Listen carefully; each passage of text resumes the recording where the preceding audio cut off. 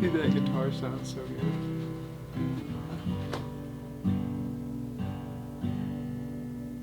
Why are you guys filming me? This is the intro.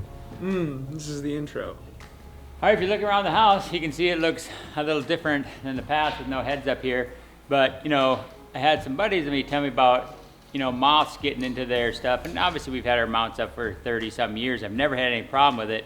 And then I just started noticing, I mean, on some of these ledges, if you look like this, like on this little ledge right here, and of course we had deer all the way up this side like this, I could just start seeing some hair on here, like deer hair on these ledges. I'm like, what the heck? So I started taking some of them down and looking, and the hair was just pulling out the back and seeing that we had moths. So originally just sprayed the few mounts and stuff that we had problems with and just killed them off, but then you find out that they lay their eggs in there, and this larvae that gets in the hair, and then they hatch. That's where the larvae eats the hair follicles, and that's why it falls off before the moths fly out. And we've never really seen many moths flying around here, no different than normal. I mean, you have your porch light on all summer and there's moths, and you open up a door and some moths fly in, and you never really think about it. But so we've been going with that for maybe like a year, that, oh, just a couple heads.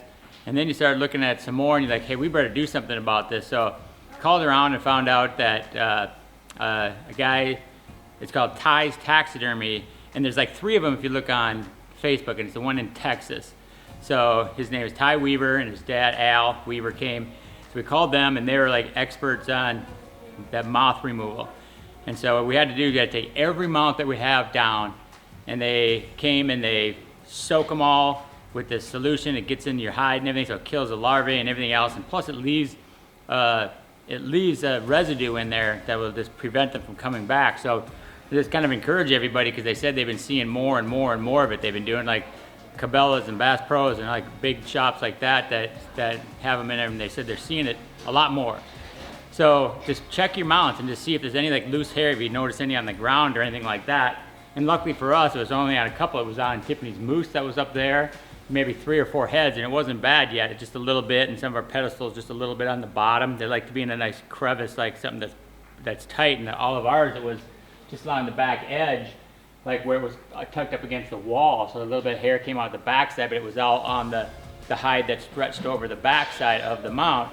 So like some of that was all falling out, so it didn't really damage our heads. But if you would have let that go any longer, you know, you could ruin your heads. And you know, for like deer, you can always, it's pretty easy to get a deer cape, but we have, you know, moose, and we have desert bighorn sheep, and you know, mountain lions and all that kind of stuff. And you know, those are things you just can't easily replace. So let's go down and take a look. I'll show you some of the mounts after they're all cleaned up. We got to start getting them back up here today, but you know, they all look great, because even though they took care of all that, washed them all, but they took Q-tips and cleaned all the eyes, and if there's any cracks in the nose or something, they lacquered all that. So every head that we have is back to showroom condition. I'll go show you those now. Just to kind of show the scope of how many mounts you have. Okay, so this is our basement. It's not finished yet, and we have like a walkout door here, double door. So they set up like a tent out there, and so every one of these heads, they basically soak it with the solution, and then they bagged it in like a big hefty bag, and they just kept them in overnight. So like our bears and moose and everything, they had like big plastic wrapped around it, just so it holds that scent in there, you know, that kills the moths and the larvae. And I mean, every one of these was just soaked wet with that solution, and then bagged overnight. And then the next day they washed them all down and did, you know, fluffed them and hit with like a dryer and blow dried them all. Here's like the start of it, where these are some of the pedestals and everything else. And I started, you know, looking at our mounts when we got done, and you realize that, and we've been hunting a long time, you know, seen them on the floor, but you look at these mounts, are all just beautiful. When you look at the hair, like on the mule deer and all the velvet, how they, you know, fluffed all the velvet back up, and just the hair on these just is crystal clear now. I mean, it's just clean as a bell, as a whistle on this. And you look at, you know, all these, like some of the long hair, like on these, it was all matted down before, and now it's all fluffed out, and it looks like the day you shot them. Anyway, really the big was the sheep. Like the sheep was, this hair was so matted down, it didn't even look like they had hair. You look at it now, once they clean that and everything, how it looks like you can see hair again. I mean, it's like all like almost as bristled up, and all the horns are resaturated with the oil stuff they put on there to make that darkness come back again.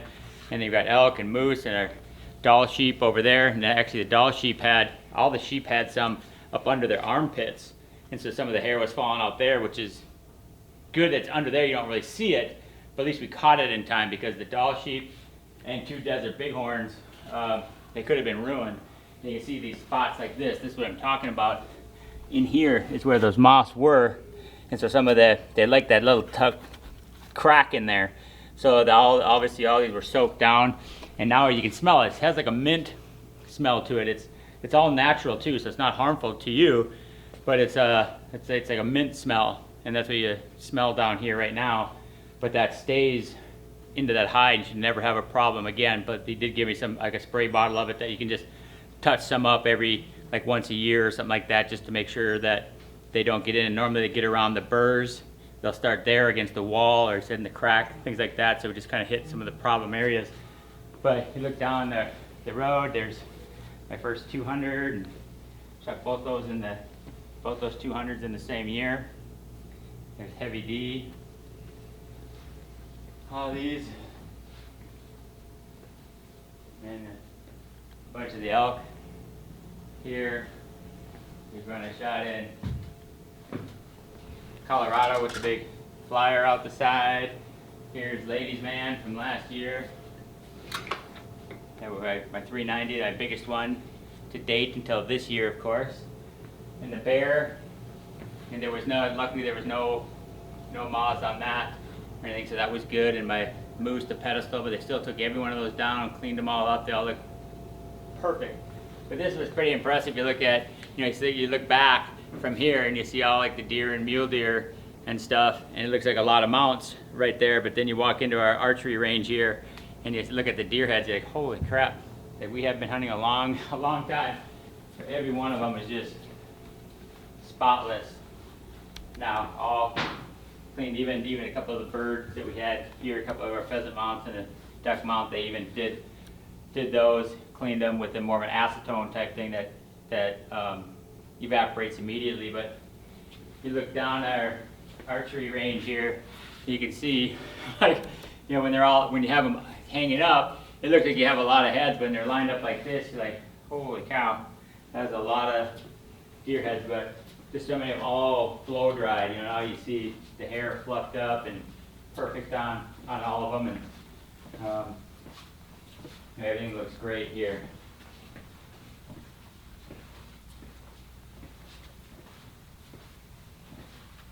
I guess stuff like this, I just love this one. This is Night Stalker, if you remember that one from a few years back with the stuff with the side-by-sides. Once they fluff it up with a dryer, it almost looks like it's bristled up. The hair it's just, you feel it, and it's just like after you put a conditioner through your dog's hair or something. See how it's all fluffed up there, eyes, noses, everything is perfect on them. Our taxidermist, our buddy Chris Wallace, who does all our mounts, he does such a beautiful job on stuff, but some of these are 20 and almost 30 years old, and they still look beautiful. And just to go have Ty and Al come and get rid of the moths, but really to even to clean them all up. It's nice to have all that done on all your mounts. See, this is one here is a good example. This is a turkey foot that Tiffany shot. See how all the hair is missing here? But what those guys did with this hair that was missing, since it's going to be up high there, like, well, you can do a couple things. See where the hair was all pulling out right here, and it all came out here. So they washed them all. So all the hair that was going to come out came out, and he just took a airbrush and just airbrushed it brown. So when that's just white, you might think, okay, the hide is done, but it's such a beautiful cape and stuff on it. I said it's going to be up high on the wall. You're not really looking so much at the stuff that's right against the wall. So if they just airbrushed that brown, so you won't really notice it that much. But that's the kind of damage that it does. That's how it starts, and pretty soon your whole mount would be ruined. The whole thing would be just coming down. But that's a good example of what we're talking about, and this is too. And see, this is one that's not painted. You can see that's what it actually looks like. I told him just to, hey, leave one of those so you can show people what it looks like if you don't paint it, because I've got an airbrush and I can airbrush that in. But that's, you know, how we're along that back edge is where all the hair came out of them. So you were, you know, so there's, you know, we had at least, I think, half a dozen or so mounts that were getting that kind of damage done to them already, and so glad we caught it and saved it. You know, normally you think you can just do something with those moths, but you can't. You can spray it and kill the live moths that are on there, but the larvae that's in the hide already, you don't know that they're in there, and a spray won't kill them. It has to be like they're doing with that solution and soak it in there so that water and solution soaks into the hide. It kills the larvae too, because you can think, okay, no more moths, I got everything, I sprayed everything, but 6 months later those moths hatch, the larvae that was in there hatches, and then that's when the damage starts. So you never know which ones have larvae in it and not. You think you have it. That's what it took us 2 years to get to the point where we called Ty and Al to come and do something about it, because you think you got it all taken care of, and all of a sudden several months later you look and there's hair on your ledge again. You're like, what the heck? You know, more of you take it down, you spray them, you do whatever, put it in a bag, but that kills the moths that are already hatched. But you don't know. I mean, every one of these could have had the moth larvae in them and could have been damaged. So we said, let's just get it taken care of once and for all. And now that it's all soaked, the hide has all been soaked in the solution, they should never come back. Even like a moth that flies in and land on that, whoa, be out. You know, so they'll never go back on these again.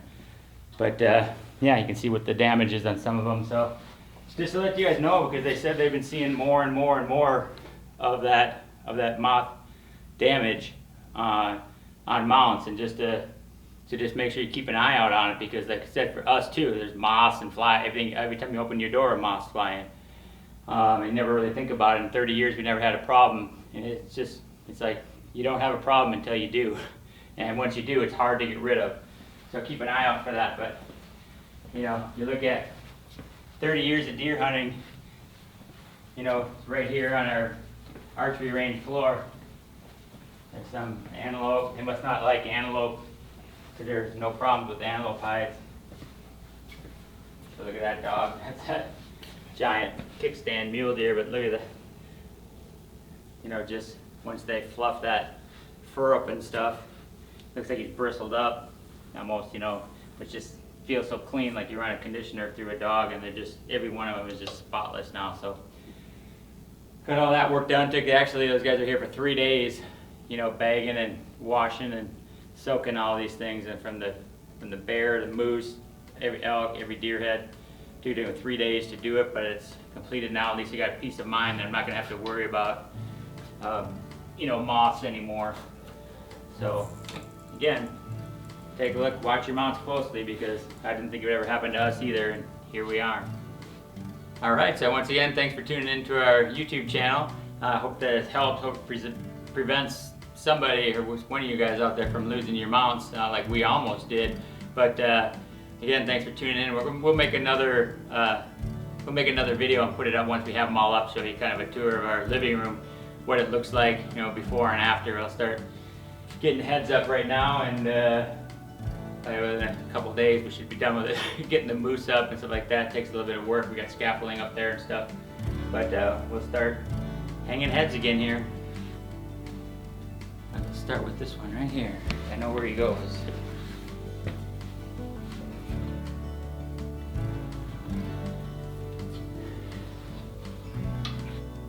Petey. I know where he goes on the wall, so I might as well go put one up. Get one up as I'm walking upstairs anyway.